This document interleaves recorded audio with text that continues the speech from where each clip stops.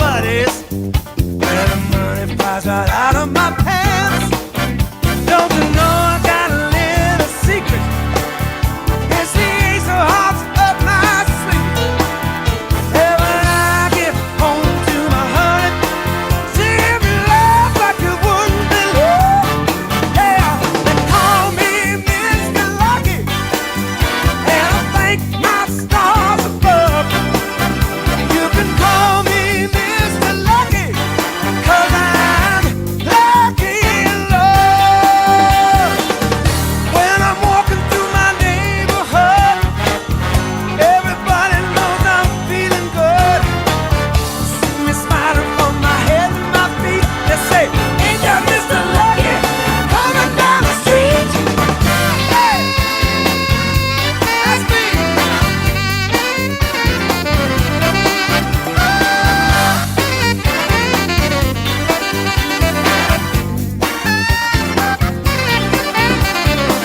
I'm Mr. Lucky when you kiss my lips, when you touch me with your fingertips. I'm Mr. Lucky when you hold me tight.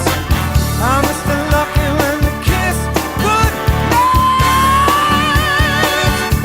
Baby, they call me Mr. Lucky, and I thank my stars above. You can call me Mr. Lucky, 'cause I'm lucky in love.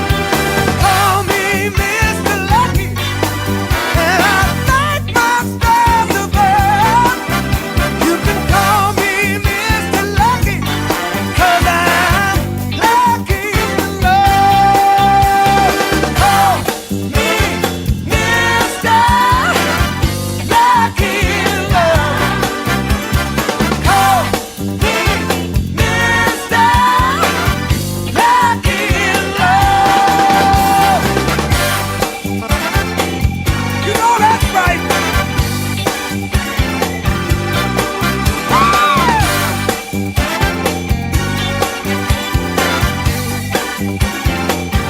Baby, baby, baby, baby, baby, baby.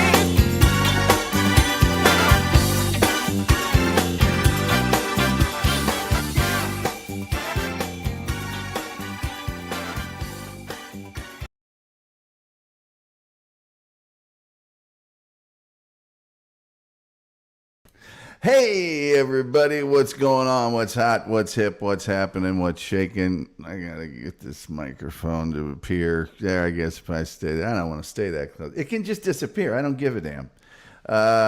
Good to see everybody. Hey, hope you're doing great on your Tuesday. I am going to tell you the real story of a dude that's been made out to be a giant jerk, but he's not a giant jerk. He's a flat out stud, and that is Captain Bligh. If you've ever seen the old 1930s movie Mutiny on the Bounty, or if you've seen, I think the Anthony Hopkins and the guy that got in all that trouble. It's also in it from Braveheart. They make him out to be a jerk. He wasn't a jerk, and there he is. Oh, by the way, he's there in the background doing part of his super awesome stuff as he's, we'll get to it. Hey, check this out. The chef is in the house, and there is Paz. Paz, hey, what's going on, brother? The chef is in the house, and before I forget, Russell Crowe, I know his name. Let's see here. Oh, Randy Ramos sent me a picture of himself, and here he is. It's kind of scary. There he is in Indianapolis, where he is a chef, and he's in somewhere where you can see a lot of Pacers and other Indianapolis. Well, it just looks like Pacers memorabilia in the background, but that's frightening. Look at that knife. And then he's got the pizza cutter there in case the knife doesn't do the trick. Do not complain about your pizza. That's all I have to say. Don't complain. A chef is making that pizza. So anyway, I've got some other stuff. I'm waiting for Terry Nee to get in here because I got a picture of his mugs. I tell you what, I'll show you one of the pictures right now. Terry Nee got one of our 20-ounce mugs. Look at that baby. Look at that baby. Good Lord. That is one giant mug. Oh, it's a 20-ounce coffee mug, folks. And on that note, please like, share, and subscribe. We desperately need all those things. They're free. And if you'd like to contribute to the show and be the first person in 3 weeks to do so, you can go to paypal.me/Tom Gully Show on our road to monetization. Fawn Leibowitz says, he reminds me of Uncle Phil. I don't know how. I'm sure you'll come up with something. Randy Ramos says, it was during the NBA All-Stars just a little over a week ago. And that's cool. It was very cool. I have your other pictures and stuff. The pizza picture was a little blurry, and I didn't want to not do it justice. So, yeah. And Fawn Leibowitz, we all know who you really are. So just be on your best behavior here. Yeah, I know what you're speaking of.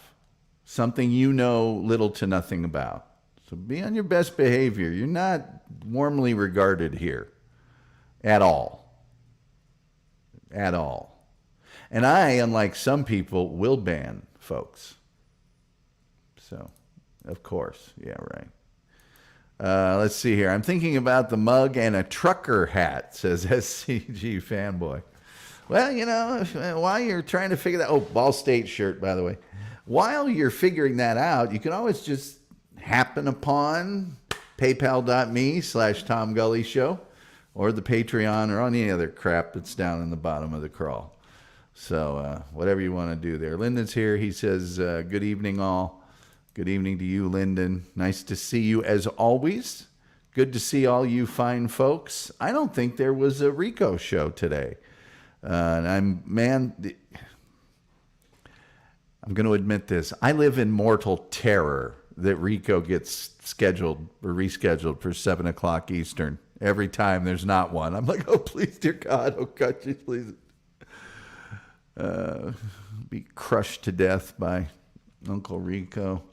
Let me see here. I accidentally misspelled Bligh. I fixed it on YouTube. I got to fix it on Twitter and everywhere else. Or maybe I won't. Maybe I'll just say, hey, you know what? Only 10 people are going to watch. Then what's it really matter? You know what I'm saying? Does it really matter? We got anything else? I don't think so. I had to do a lot of getting pictures from various people. I love it when you guys send me photos, though. So send one, and I'll show you. I'm just going to go ahead, and I'll show them again when Terry gets here. Yeah, it matters to Sook. Sook's the one that told me you spelled it wrong, idiot. And, well, that's why pencils have erasers. Rip Wild Bill says, Gullyhead. He was a hero as a kid. There you go. Was his hero. I got it. Sook. I can translate some things. Here's the other picture Terry Nee sent, and this is for scale. And thank you so much, StreamYard, for being so quick with these photos. That looks to me to be a quarter at the bottom of that thing, just for scale. Well, you can see the chip clip there in the back, but that's to give you some scale. That is a trash can full of coffee. That is a man's drink right there. That's a man's drink. So yeah, keep those cards and letters coming, as we used to say in the old days. Hey, we got a hell of a show planned for you.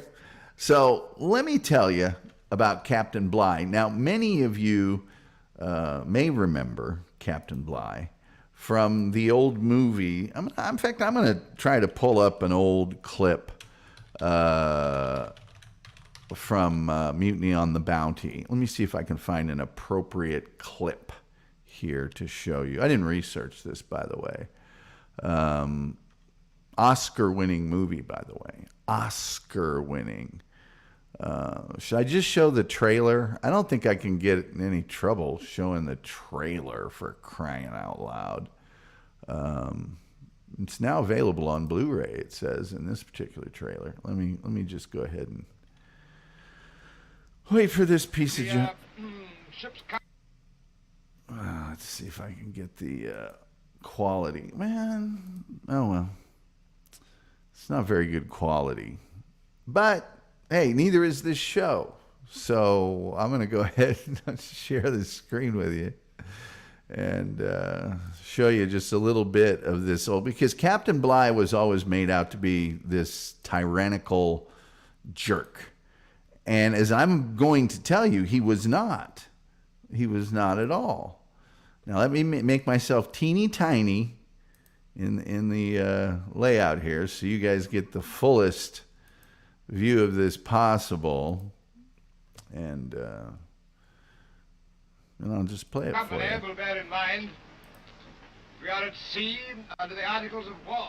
Or perhaps you are unaware that the Articles of War invest in me the authority to order punishment. During the recent heavy weather, I've had the opportunity to watch all of you at work. Oh, boy. Aloft. You don't know wood from canvas, and it seems that you don't want to learn. Well, I have to give you a lesson. You, step forward. Uh-oh. Now, that's famed British actor Charles Laughton, and as you'll see just to his left, your right, is famed superstar actor Clark Gable. You three are a disgrace to salt water.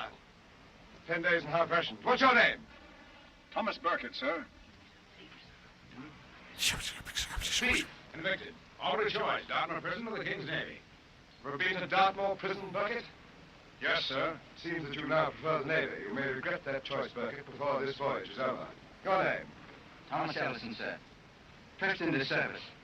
I've got a wife, a baby. I asked your name, not the history of your misfortunes. Your name? Wow. Smith. Not you, idiot, you. William Muskrat, sir.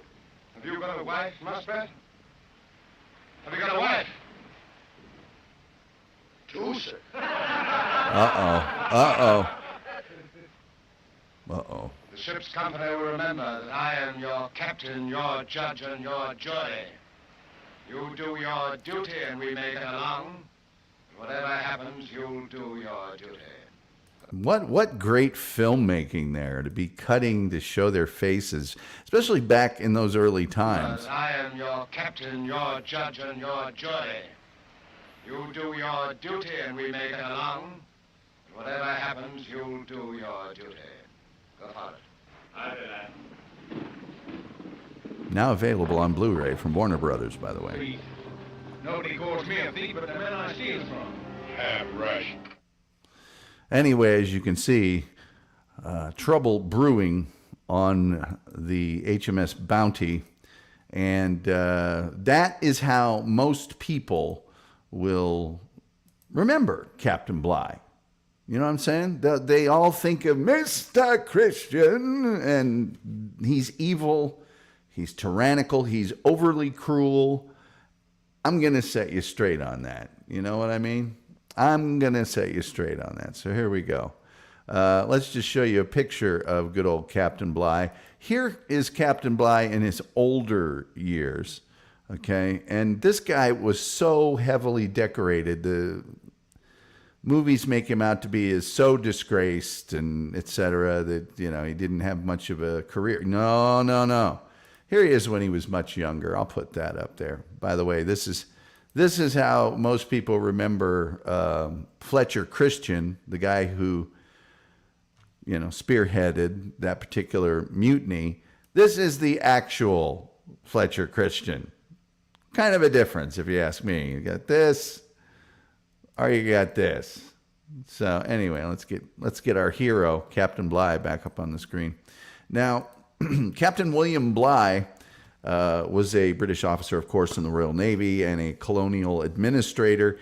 He is most best known, clearly, for the mutiny on the HMS Bounty, which occurred in 1789 when he was set adrift by mutineers. The story of that is amazing. 17 years after that happened, he was appointed the governor of New South Wales in Australia with orders to clean up the corrupt rum trade in New South Wales. Of course, as we all know, Australia was a penal colony for a long time, so a lot of criminals there. His actions directed the trade, against the trade, resulted in the Rum Rebellion, which I'll tell you about as well. So, He died at the age of 46, 17, 63, which was very old for those times. He was born in 1754, but nobody knows where. They think he was born in Plymouth in England, and his father was a customs officer. His mother was a widow that married his father when she was 40 years old. He signed up for the British Royal Navy, get this, at the age of 7, when it was common to sign kids of that age to the Navy. In 1770, at the age of 16, he joined the HMS Hunter as an able seaman, and he became a midshipman the following year. And he remained on a ship called the Crescent for 3 years. He was selected by a very, very famous captain, Captain Cook, Captain James Cook, this dude was super famous. He was an explorer. He's responsible for mapping much of the known world at the time, areas that weren't very accurately mapped at the time. And Captain Cook made him the sailing master, okay? That's the person responsible, and this will be important later. That is the person responsible for the navigation of a sailing vessel. No GPS, no nothing, mapping by the stars at night in the sky, and a compass and a secant during the day. On his third voyage with Captain Cook, Cook was killed, and the captain that succeeded him, Captain Charles Clerk, was dying from tuberculosis. Now, because he was weakened and dying, he put Bligh in charge of the expedition attempting to find the Northwest Passage. Of course, they didn't find it. That wasn't found for ages until, Roald Amundsen found it. I mean, in the early 1900s. But the Northwest Passage was a way to get through the northwest portion, north of Canada and all that, without having to sail. It's a long story, but they wanted a passage that was quicker than the route through the Arctic, which was very dangerous and, of course, almost impossible by wooden sailing ships of the day. Bligh played a significant role in navigating the beleaguered expedition back to England in 1780. And he was also able to supply the details of the famed Captain Cook's last voyage. He got married to the daughter of a customs collector. His dad was a customs officer. They had 8 children, 6 daughters, 2 boys. The boys died in infancy. And they remained married until her death. A few days after the wedding, he was appointed to serve on the HMS Belle Poule as master, which is the senior warrant officer. Soon after this, he fought in some battles, got a commission as a lieutenant. For the next year and a half, he was a lieutenant on various ships. And then for about 4 years, he was a captain in the merchant service. Now, the merchant service in the British Navy was a collective name given to British civilian ships. So he was no longer in the Navy, de facto Navy, but being a captain on a merchant ship was actually very, very important because, as you remember, in the United States, merchant ships would travel, get goods, go back to England with them stuff. And that was really, really important. He eventually was re-signed as a commander of the Bounty and rose to the rank of vice-admiral in the Royal Navy. Now, I could go through his naval career. He was the commander of a British sloop called the Falcon. Then he was the captain of the Medea, the Province, the Calcutta, the Director, the Glatton, the Monarch, and the Irrepressible. And check out the number of guns on these ships. 28, 28, 28, 24, 64, 56, 74, and 74. He was captaining some very powerful British warships. He was also the captain of the Warrior, which had 74 guns. And, he was a dude. So let's get to the mutiny on the Bounty. That occurred in the South Pacific on the 28th of April in 1789. Now, this is after, years earlier, he had met Fletcher Christian as when he was master of the Resolution, a ship called the Resolution. And he met Fletcher Christian. The men became friends, and Captain Bligh actually sort of took him under his wing and made him a protege and helped him through the ranks, taught him navigation. And so these guys were tight. Well, Fletcher Christian and some disaffected crewmen seized control of the ship and then set Captain Bligh and 18 men that were loyal to Captain Bligh adrift in the ship's open launch. A launch was a ship that the larger ship would use to both get the crew on board, but to take smaller items that they needed for supplies out to the ship and back. The mutineers, as we all know, variously settled on either Tahiti or Pitcairn Island. Meanwhile, you're not going to believe this, Captain Bligh completed a voyage of more than 3,500 nautical miles. That's 4,000 real miles to the west in just this launch, just this open boat, to reach safety north of Australia in the Dutch East Indies, and began the process of bringing those mutineers to justice. So this is just amazing. There were no commissioned officers on this ship other than Bligh, because it was a cutter. It was a smaller ship, had a very small crew, no Royal Marines to provide protection from the natives during stops or to enforce security on the ship. So to allow longer uninterrupted sleep, Bligh divided his crew into 3 watches instead of 2 and put Fletcher Christian in charge of one of the watches. Okay? They seized firearms during Christian's night watch and surprised and bound Bligh in his cabin. Now, despite being in the majority, despite having more men loyal to Bligh than not, once they saw Captain Bligh bound, the ship was taken over without bloodshed. I mean, let's face it, they did have all the guns. And they put him in this 23-foot boat. Now, think about that for a second. My Jaguar is 17 feet long. This thing was 23 feet long. And it was so heavily loaded that the edge of the boat, the rim of the boat, what they call the gunwales, was only a few inches above water. They gave them 4 cutlasses. They gave them food and water for maybe a week. They gave them a quadrant, which is a navigational device, and a compass, but no charts, nothing else. They had a gunner on board that brought a pocket watch so they could regulate the time, but the launch could not hold all of the loyalists on board, so 4 were kept on the Bounty for their useful skills, and later on they released those guys in Tahiti. So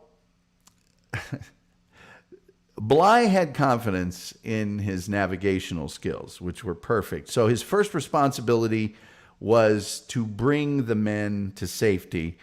And he began this seemingly impossible. I mean, this was like a death sentence. And he knew that this island of Timor was the nearest European settlement, and he actually succeeded in reaching it after a 47-day voyage. Now remember, that's 40 days longer than they had provisions for. And they only had 1 casualty, being a crewman that was killed by natives when they went ashore.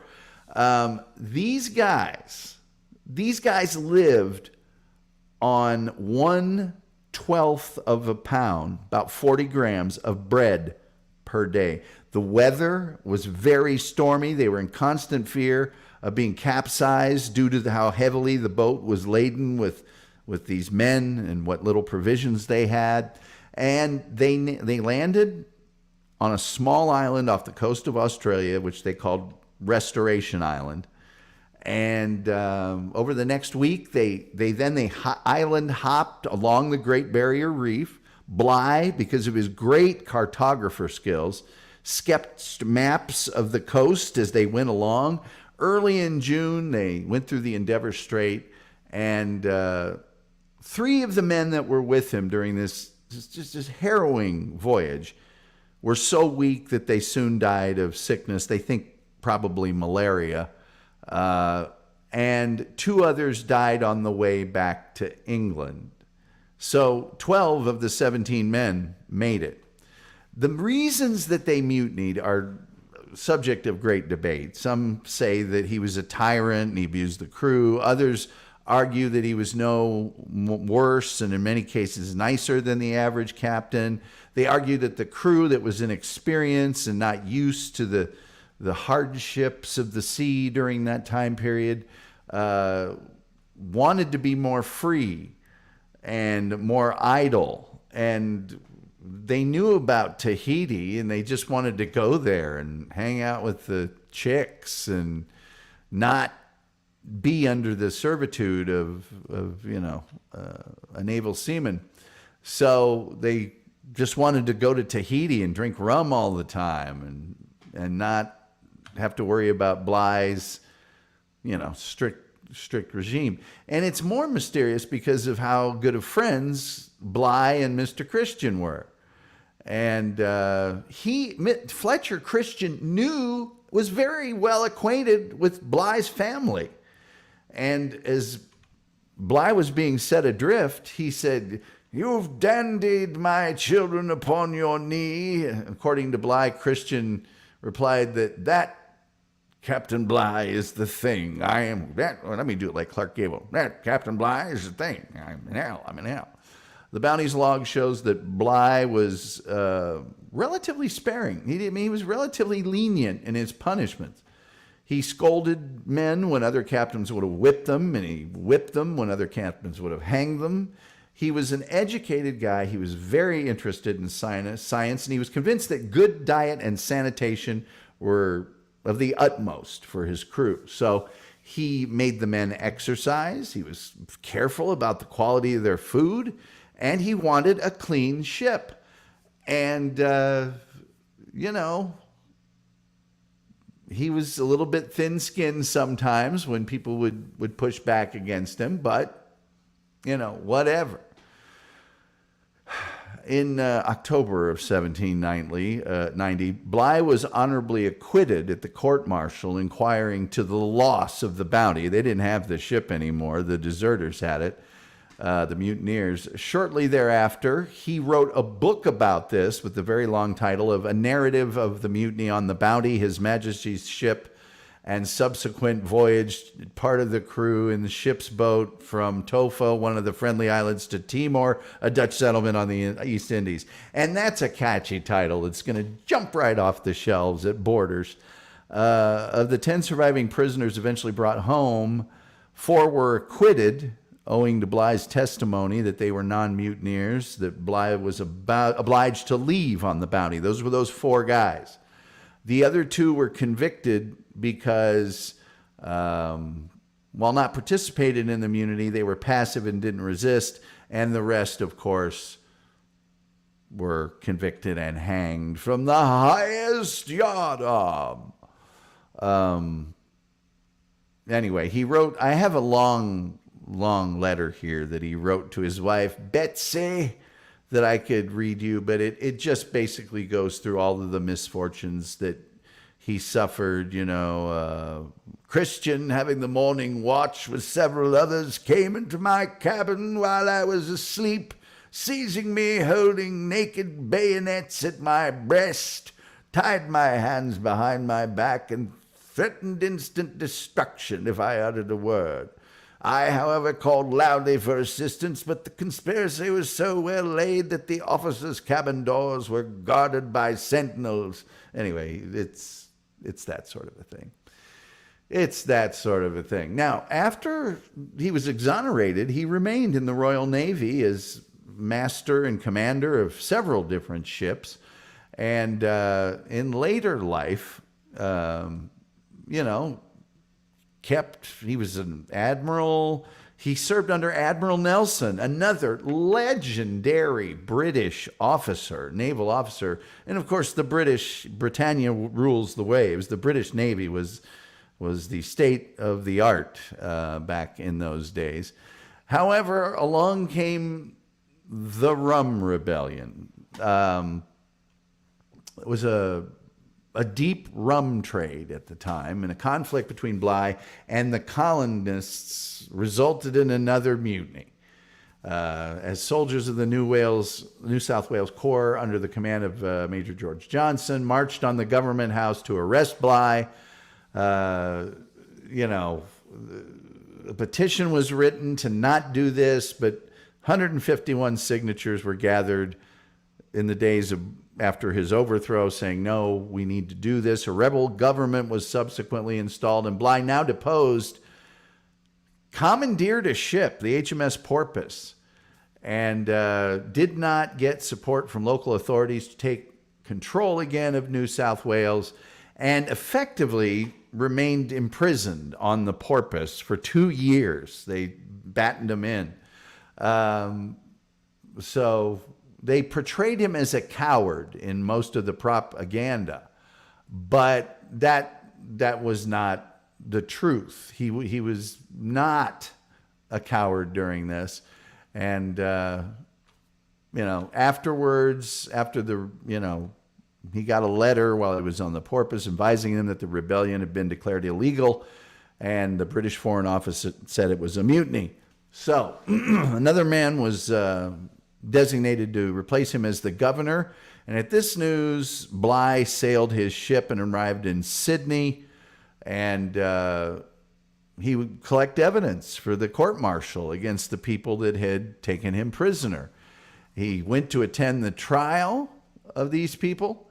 They got a sort of a dismissal. These guys were actual Royal Navy guys, and they did not get a severe punishment. Their punishment was basically they were stripped of all military titles, and they even got to keep all their accumulated wealth. He was acquitted of the court-martial, of course, was Bligh. He got a backdated promotion to rear admiral, and then was promoted again to vice-admiral.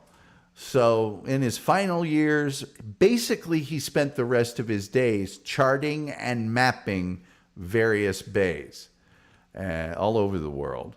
He eventually moved back to England, spent some time in Ireland, but died of cancer in London and is still buried there in London.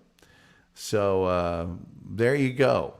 That is the story of a guy that's been made out to be this evil dude, but Captain William Bligh was, in fact, a hero and quite an able guy. Let's go through your chat if we can. Let's see here. Sook, nah, he was a huge... I don't recall that, really. Myself, Gullyheads, Jokerfish is here. Good to see you. He got kicked out of Australia for being a huge... I think he just observed the letter of the law. He was a true British gentleman and naval officer. He was not going to, he wasn't about that. These are the rules, and we're going to follow the rules. I prefer smaller. Coffee gets cold. Well, if you were a man, you would drink it faster. And in my coffee cups, they don't get cold very fast. They're insulated. So, I understand you feel like you might fall into it and drown, but that must be the 20-gallon cup. Hey, Joker, AWOL Bill. What are you talking about? This is a quality show. I would let any death row inmate watch it. Might save the state some money. Yes, by far the best version. I think it's the best version. It won an Academy Award. The other one didn't win an Academy Award. Mutiny. Jokerfish says, I served under Captain Stubing and Captain Crunch. Not Captain Planet?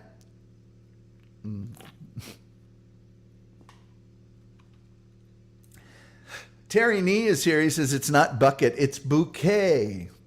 Bouquet, yes, Keeping Up Appearances, one of my favorite British programs. Here is Terry Nee's 20-ounce mug. Look at that. Isn't that beautiful? The logo on it. Now, he has put is that a quarter there for scale, Terry? I told everybody it was. So that's a quarter for scale. Von Leibowitz served under Captain Kangaroo. Yes, World War II veteran. Tom, check for a donation. SG Fanboy, thank you so much. It's just a vote of confidence. It just makes me feel like this is all worth it. To the 25 or more people in this room, my homage to Shuli there, thank you for being here. Please like, please subscribe, please share, do all the free stuff. And if you'd like to make a donation, as apparently SG Fanboy has, please, paypal.me/Tom Gully Show. On the road to monetization. I'm only 800 viewing hours away. Captain Bligh is like the frog. I couldn't have said it any better myself. He's just a flat-out stud.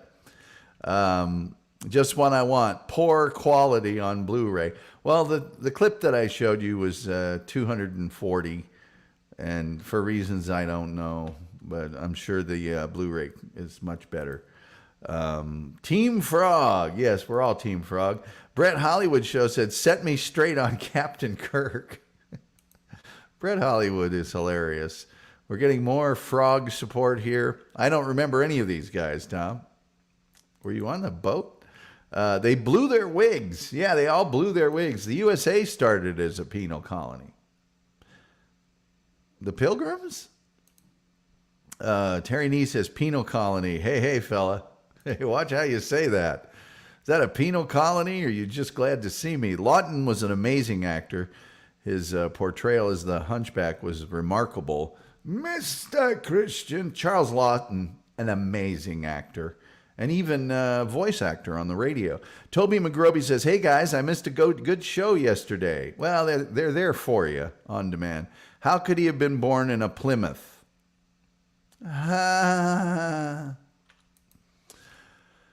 Aye, Mr. Green Jeans. Aye, Mr. Moose. Watch out for those ping pong balls. The Reverend Wild Bill says, Fawn, it could have been a Plymouth station wagon. Yeah, that's true. Could have been a Woody. The Reverend Wild Bill says, or a Plymouth van down by the river. Did I put that on here? Is that I don't have it on here. By the way, Sonic Asylum Radio is one of our radio partners. You can watch the program there. And if you like heavy metal music, you're going to love Sonic Asylum Radio, particularly Metal Maiden Vicky's Metal Euphoria on the weekends. Check it out. You'll love it. You'll love it. You'll love it. There's Clark Gable, just for you ladies. There's Fletcher Christian, not as cool. There's the thing that's behind me. That's the painting of them hosing him over there. Paz says, hell yeah, brother. Anthony Schultz is here. How you doing, Anthony? Nice to see you as always. The Kahuna has arrived. The Kahuna knows his way around tropical waters, I'm sure. People saying hello to each other. Aloha-o. More hellos, more highs. Oh, yes, whipping. Yes, whipping. Always popular in the British Navy. As indentured people found out. Speak more about the whipping. Sven Dunkel sent me some pictures of his girlfriend. She's pretty young. She's pretty hot.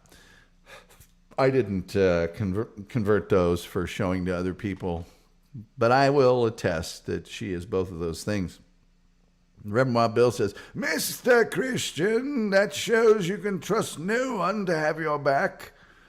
Closest friend is the head of the mutiny. Well spoken, Tom. Bravo. Catchy book title. Yeah, isn't it? It's a real toe tapper.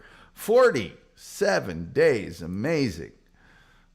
I love that emoji. I never can find it fast enough. You should do a show on Wild Bill H. Wild Bill Hickok? I can do that.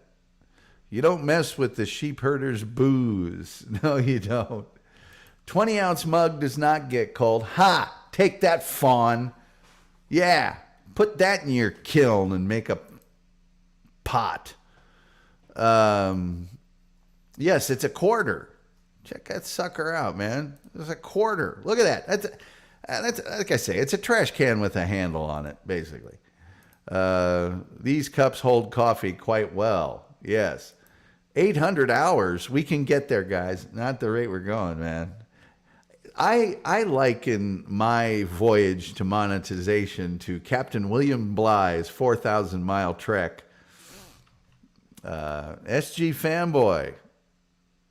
Come on. StreamYard. Exactly. We can do it. Hopkins' Choice was a great movie. It's not a bad movie. It's just not as good as the other one, is all. Not as bad as the other one. I will say that the remake allowed for more generous exposure of the Tahitian girls in that one. In that one, you could show a lot more personality. You really could. I am so hungry right now. I got to eat after the show. Whipping in the Navy. I'm in, fella. I'm in, sailor. Gosh, dang it. This chair.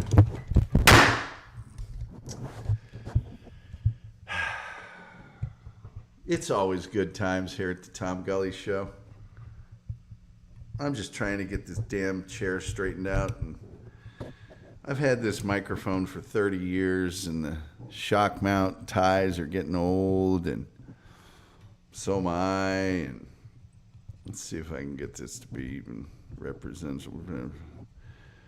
Keeled over here while I had it propped up. I had to do all sorts of stuff to get this thing. I'm telling you what. You know, with your kind donations to the Tom Gully Show, I can get a new mount for my microphone. God dang it. Or I can just keep doing this damn thing for free for nobody. You know, one of the two. All right, I think we're good now. Let's see. And yet the Brando movie was a flop. Dang it, I am going to scream loudly here in a second. All right. Okay, this is ticking me off. I had it set up perfectly, and then I had to go and try and move this damn rolling chair. You ever get your rolling chair and like one of the wheels is like right in the middle of your feet, and you're like, what the hell's going on here? And you try to move it, and the whole damn world comes to a crashing halt. Well, that's what's happened here. Oh, come on. Get with the program. I've got a nephew that works for Sweetwater, and I called him up and said, do you got any of these shock mount binder things that you can, direct me? No, we don't make those. They don't have them. I'm like, yeah, thanks. Thanks, Sweetwater. Appreciate that. Way to support your Behringer microphones. Okay, now this is getting real dicey here for me. All right, I got that one. Oh, my God. Oh, guys, I got bad news for you. I don't know if you could hear that or not. And we've been without it all winter. But I just heard the ice cream guy. Apparently the ice cream guy's back in business. You son of a motherfucker. Yeah, because it's February. So why wouldn't the ice cream guy be driving around at 6:45 at night? I mean, come on. Like you would. All right, I got to get this thing straightened up here. Am I good here? All right, now if I just don't touch it, I'll be fine. All right. Sorry about that, fellas. I am having a little rocky road rage. See, it's just not perfect. And you guys know about how anal retentive I am about things. And it's got to be perfect. And it's not. And so we'll just have to start the show over again. Did you guys ever see the anal? Phil Hartman is the anal retentive chef on Saturday Night Live. He would now we'll cut the bread into 1-inch squares. Oh, this one's a little long, so we'll have to start over. All right, I'm sick of listening and watching Mr. Christian. All right, that's what I do though to get the better sound for you guys. Let's see here. Whipping, yes. Good Lord, more duct tape. No, we're not duct taping it. We'll never duct taping it. What happened, Tom? That startled me. Well, I've got a thing that's propping the mic up to make it. Look, Guitar Center sells these super crappy boom mics, and I've got one here, and I've had it forever, and it's all stripped out and stuff. So if I was to set it, it would slowly lower throughout the show. Now, I've got a prop thing here that props it up. And if I do too much moving around, which right now, I'm telling you, these chair, it just, this happens at the big radio station too, where I have to move my chair wheels because there's always one right in the middle and it messes with your feet.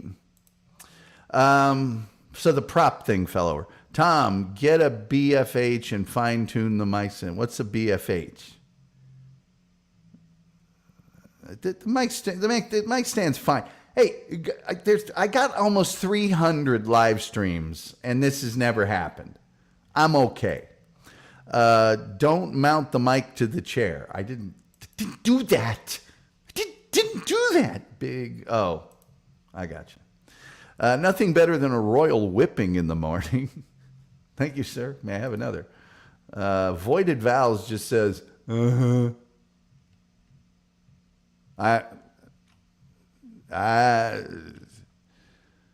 don't know what. Choco Taco. Language. What are you saying? You're new here, and you're not making any sense.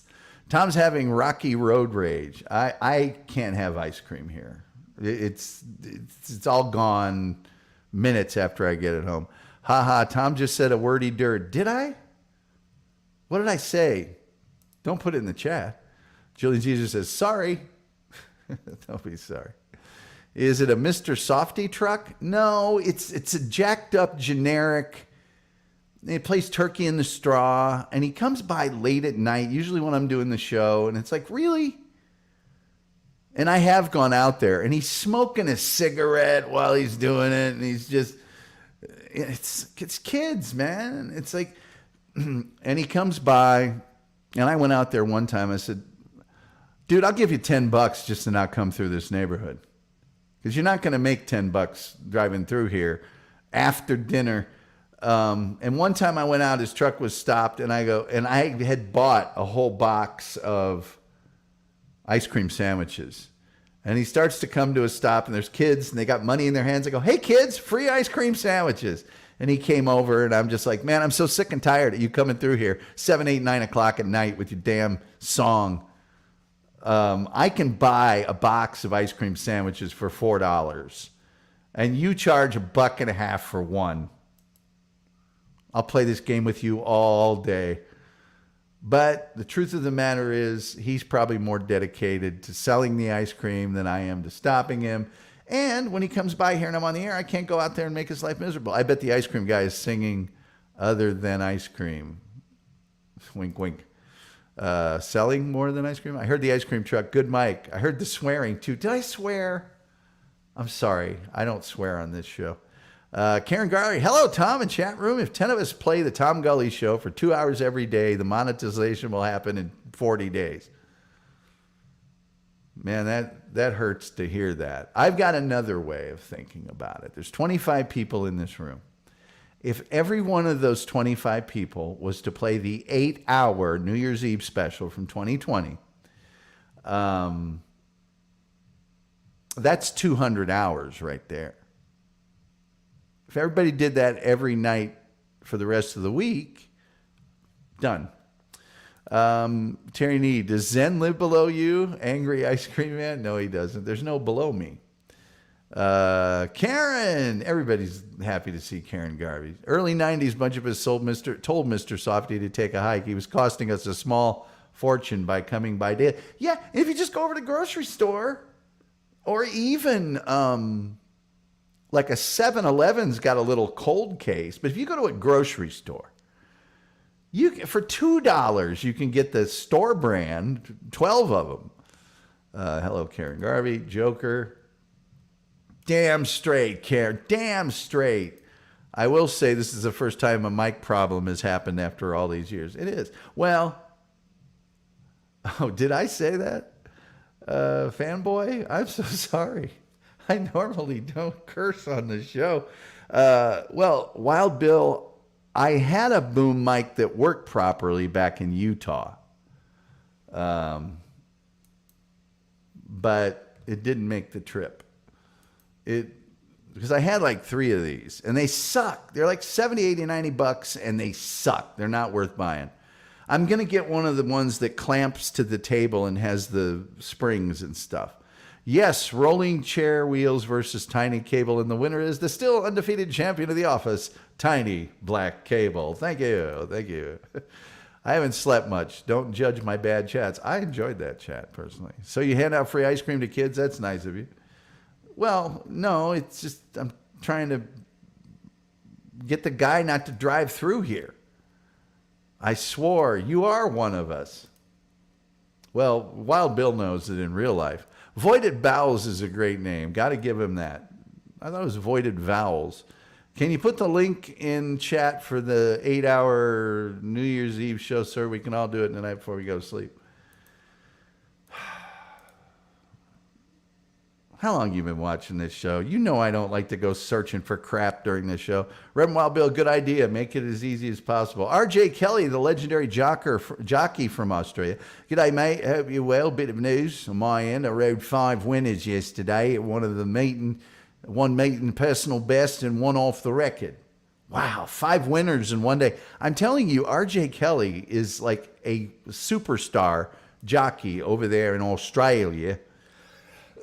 Which we just talked about, RJ. We talked about the rum rebellion, but what about the boats? The whipping. I am so sorry to have cursed on the program. I really am. I don't like to do that on the program. I don't like to curse on the show. It's not a thing I enjoy doing, but I am going to search for the thing with the stuff and the thing. God help one of you guys actually doing it. No, I'll do it. Since I'm making so much money on this, I be your personal slaves. That's just fine. I'll do that. No, nobody else lift a finger. If it was Shuli's show, it'd be in the Discord 5 times and in the chat. But no. I'm sorry. That was probably me. Where is that damn thing? Where is that damn show? Where did I leave that thing? The only reason I'm doing it is because I cursed. And I feel bad about that. I really do. There it is. All right, here you go. Okay, here you go. Didn't mean to curse. I feel shame. I think it's downright criminal. This VTL laugh is not being used. Thank you, Toby McGroby. Thank you. Eddie Mack has changed his name. No, he's just gotten on a different platform. He's got a different name on a platform. Oh, there you go. Whoops. There you go. Dang it. StreamYard. That's it, and it's in the chat room. So jot it down real quick. Let's see here. Good day, RJ. Cheers. Well said, Karen Garvey. Eddie Mack. How many acids are okay to take at once? Eddie Mack looks a little bit like somebody on another show. Maybe I should know who he is. No phone line today. I'm so depressed about that. Oh, well, I left it off because I knew you would call and chastise me for profanity. Oh, dear. That damn Mike had it coming. I did not. You did not what? Jeez, I was got to tell you guys, a full thought is always nice in the chat. 1 second too late. Let's see here. We have a tornado warning for tonight there in the Indianapolis metropolitan area. My sister told me about that. By the way, 94 degrees yesterday, only 85 today. Tomorrow it'll be in the 60s, but we'll warm back up to the mid-80s by next week. You can't do a show without sailors without swearing like a sailor. Good point, Sook. Good point. RJ says, you should do a story about the Australian horse named Farlap that traveled over to the States and made it look easy, but would eventually be the reasoning for his passing. Hey, man, we had Seabiscuit, so I am familiar with Farlap, though.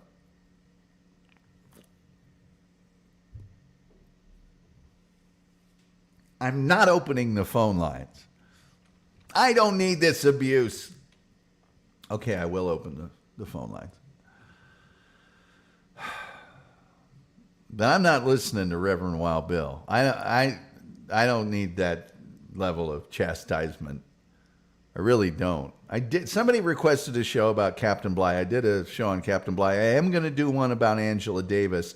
Someone requested that. Tomorrow I may do just evil woman named Sylvia Lycan from Indianapolis. It's one of the most horrible stories that you will ever hear.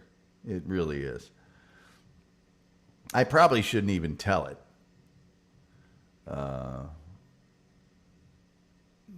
Well, I don't know. Maybe Sylvia Lycan was not the person. I think it was. Anyway, that's the name I have written down. I'll tell you the story about it.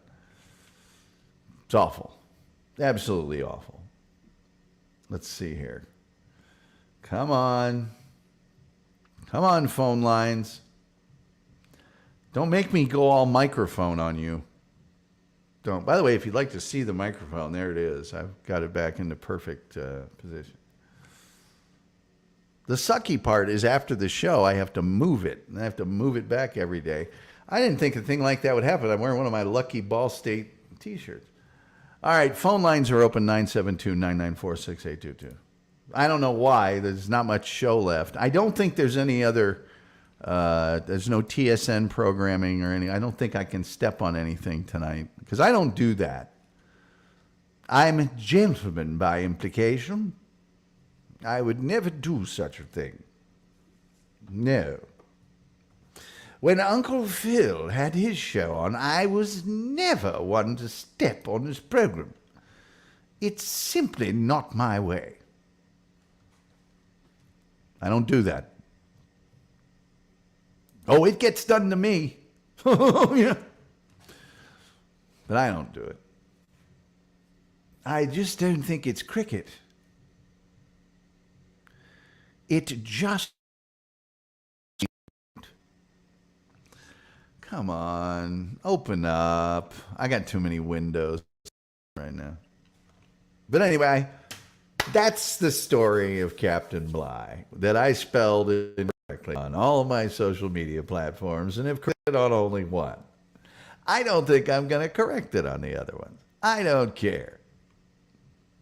I've got so much work to do. I'm going to have to pull an all-nighter after I get done with this show. I haven't made any dinner. Oh, wait, here. That says the 27th. And is that looks like it might be in minutes. It is. Wait, hold on. Let me see when they're going to do that. It says upcoming. I hate it that you have to click on the actual window for it to give you the time. 8:30 Eastern. Oh, so it's half an hour from now. So I'm okay. I'm just Jake. Okay, somebody's calling. I'm not answering this. Damn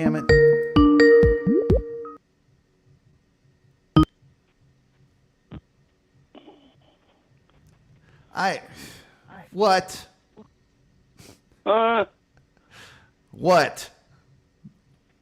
What? What is a critter? This is a what? See, He is nice. He don't eat much. I- He is cute and fluffy.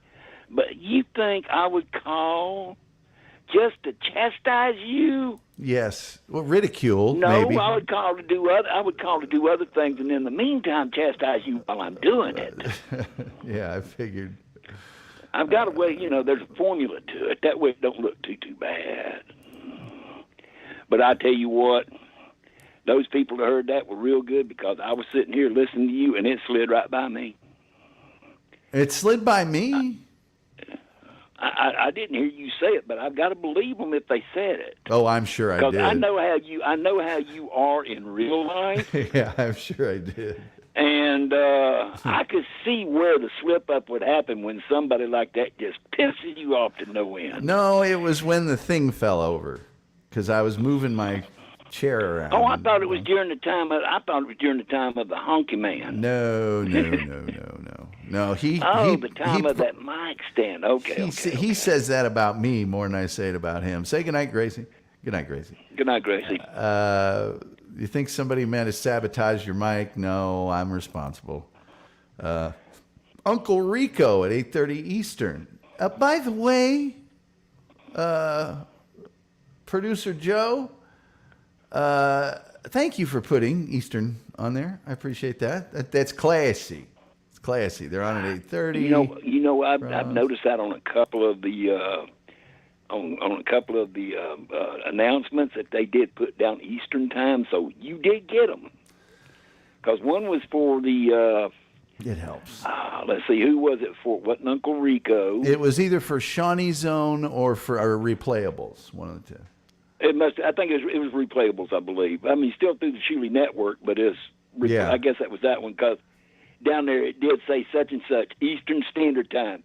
Yeah. Because I was going to take a copy of it Send it in. send it to you, so you could have that. Thank you. Well, Joker says I need a boom mic operator. No, like I said, well, Bill knows it's been hundreds of shows. Why don't and you? never had a problem. Do you have to have a boom mic, or can you just use a static mic stand? I can use a static one, but like when I do the big fancy radio place, I have one of those ones that's got the springs and stuff, and it's nice to be able to just move it around. But that's when you pay about $300-400 for one too. No, they're not that expensive.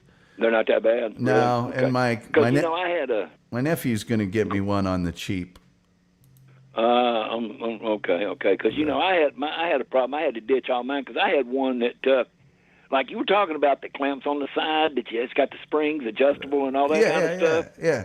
I could not find any one that would hold that daggum snowball mount, that snowball mic.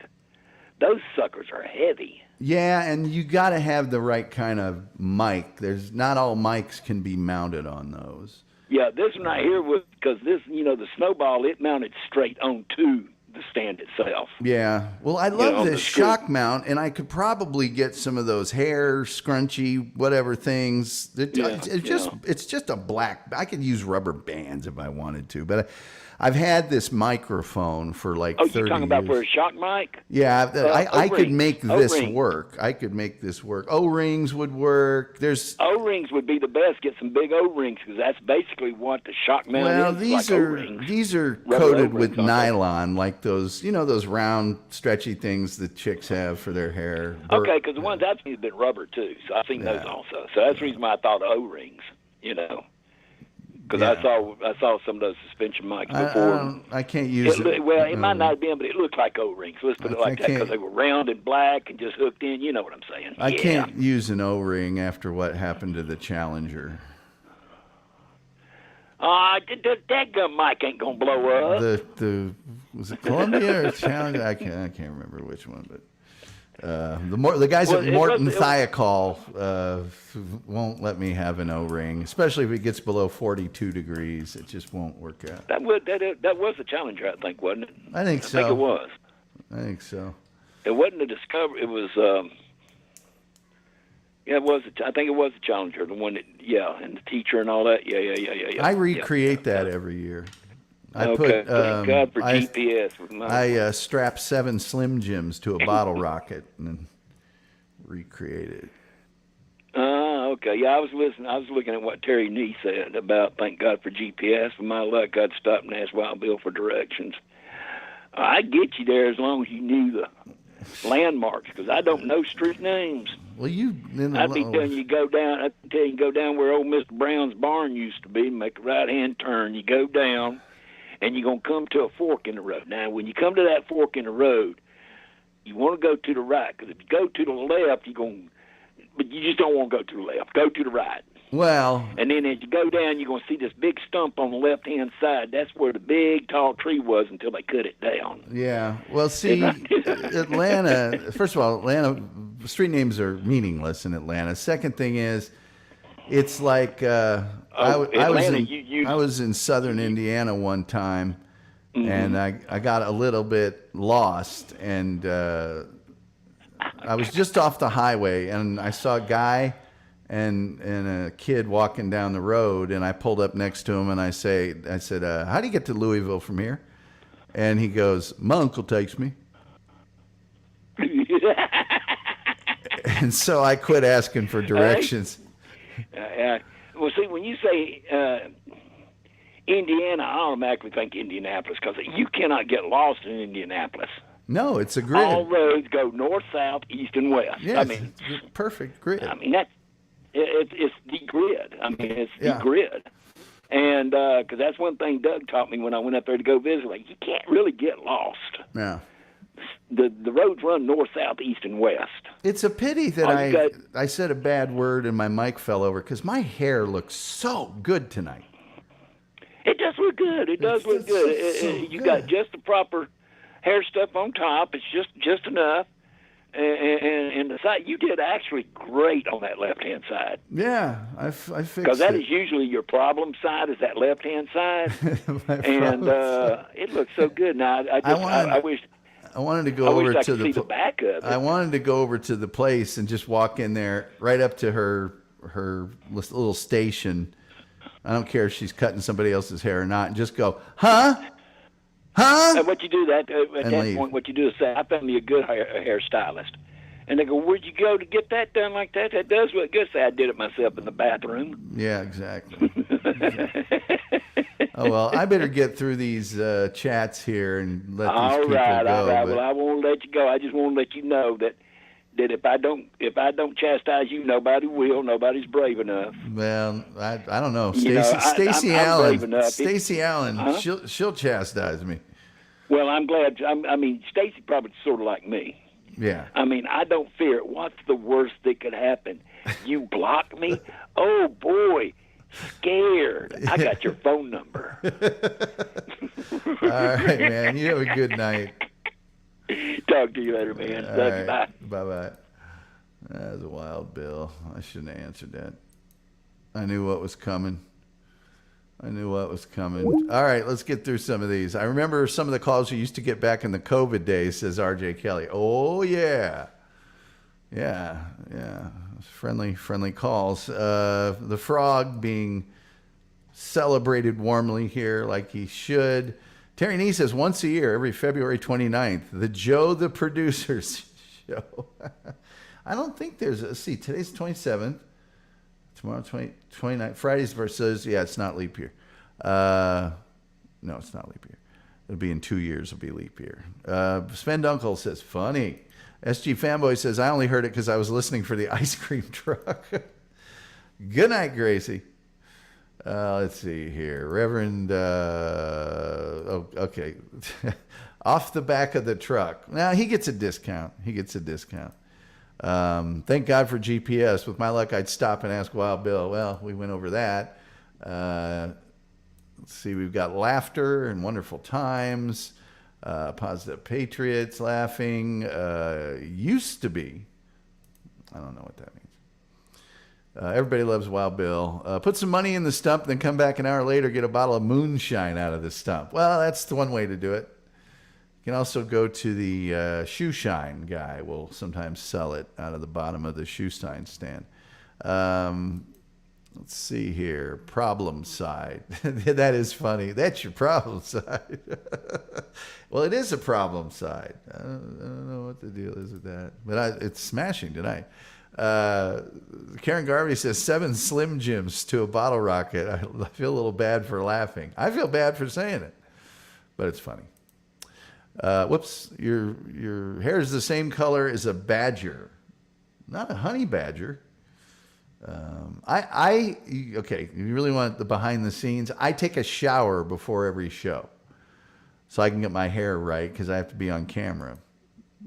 And I shave before every show. I once stopped to ask directions to Memphis. He said, practice, son, practice. Yeah, how do you get to Carnegie Hall? Practice. Let's see here. I know his Facebook. I know his Ingrams. I know his Skype number. It's leap year. Is it? Is it leap year? Let me see here. I'm not doubting you.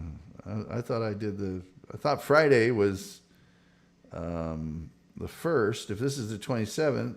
Oh, yeah, you're right. It is leap year.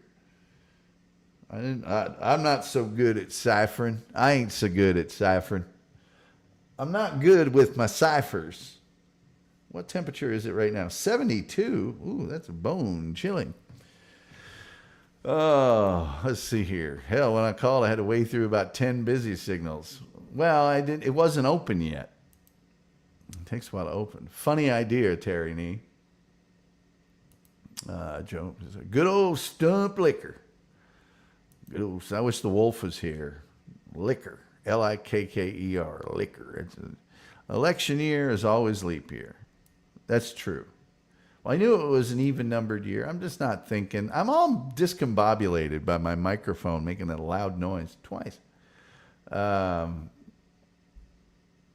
wish I could find me some stump shine. Well, Wild Bill probably help you up. In fact, he'll probably make it for you. You know? It's like, how soon do you need it? I can have it to you in a couple hours. Karen Garvey, let's get Tom monetized is not part of the URL. It's really not. First verse of the old song Mountain Dew teaches you how to buy moonshine. Well, White Lightning, another good song. Mighty, mighty pleasing, Pappy's corn squeezing. Woo, White Lightning. Now, before the show starts, I listen to Texas music. I listen to Charlie Robeson and Tommy Alverson and Robert Earl Keen, and I'm listening to tons of Texas music. I wish I could play it on my thing here. We had Chicken House Moon. Okay. Did you hear that horn honk? Toby McGrory says, got to run, guys. See you tomorrow. Remember to listen to the marathon tonight. Tom's been doing this on his own sweats. He's earned our... I can hop on I-64 and have some moonshine in about 5 minutes. Well, you know, I'm just trying to get monetized. Does Wild Bill have moonshine shipping? No, you got to drive by the porch and honk twice. But that darn... Nobody's going to try and steal your Kia Soul. Turn that off. Every time they unlock it, honk. Every time they honk, honk. Reverend Wild Bill says, yes, we play both types of music, country and Western. Keyboard troubles. Toby. All right. Well, hope you enjoyed our little discussion about Captain Bligh. I don't know what we're doing tomorrow. Tomorrow is either going to be Sylvia Lycan or Angela Davis. So it's Ladies' Day tomorrow for Hump Day. There we go. When is the Gully 8-hour show? I'm not doing an 8-hour show. That's the YouTube for the 8-hour show I did. So just play it. Do a split screen shanty. I don't know what that is. Anyway, do a show on the Challenger. All right. There's Columbia, and then there's the Challenger, and then there's also the disaster that was a training exercise that killed Gus Grissom and 2 other guys. I could do that too. There's a lot of space peril. Don't know what that means. with Wild.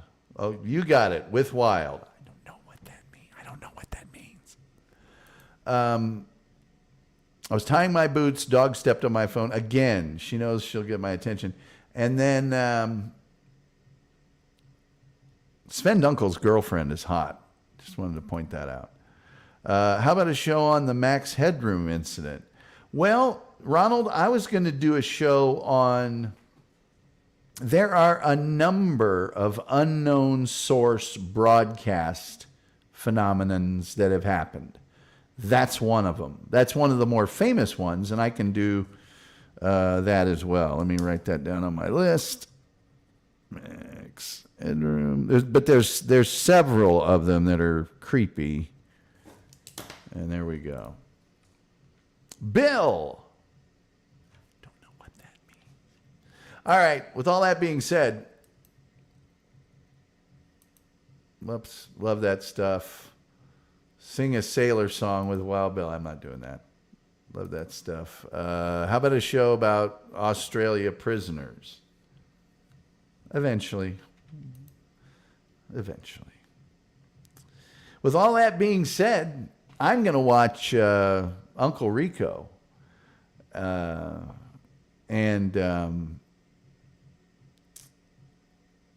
hope to see you there. And tell everybody I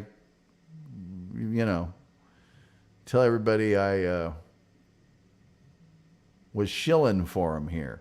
But with all that being said, and apologies for the cursing.